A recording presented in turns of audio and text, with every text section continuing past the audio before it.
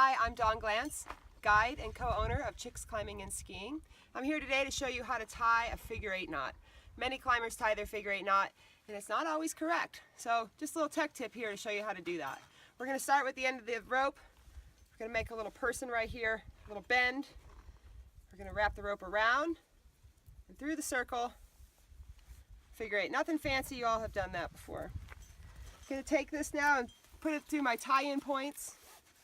And I'm going to start with my first little fine point here. I'm going to start with a measure of how long the tail needs to be. Now it's just an estimate. I'm going to pull the knot close to my harness and reach straight out in front of me. That distance is about how much I need to tie my figure 8 knot.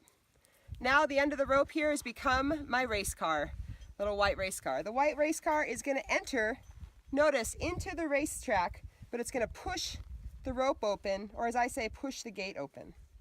Pushes the gate open, and every time the race car goes under a tunnel, you pull the rope or the exhaust tight, but you don't make the track smaller. And the other fine point here, we want to pull the rope as close to our harness as possible. Okay, so I'm going to lay this down, and notice every single time, like I said, I go through a tunnel, I pull all the exhaust, but I don't make the track smaller. Wrapping that down and around. And right now I have a perfectly dressed knot. There's nothing twisted on it and all things are laying straight. Now the next thing I need to do to finish my knot is to stress it out. So just to take your knot and smush it actually doesn't do anything. It doesn't tighten it in any sort of way. What we want to do is we want to hold on to the tail first. That's your tail.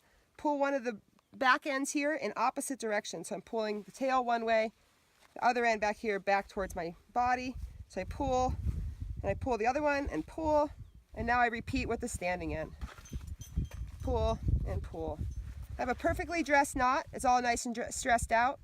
It's no bigger than the size of my belay loop. And I also have the perfect amount of slack. How much slack do I need? Well, our minimum distance is this much. The maximum is that. So, perfect knot, no extra. So there you are, perfect figure 8 knot, courtesy of Chicks with Picks. Come back and see us again.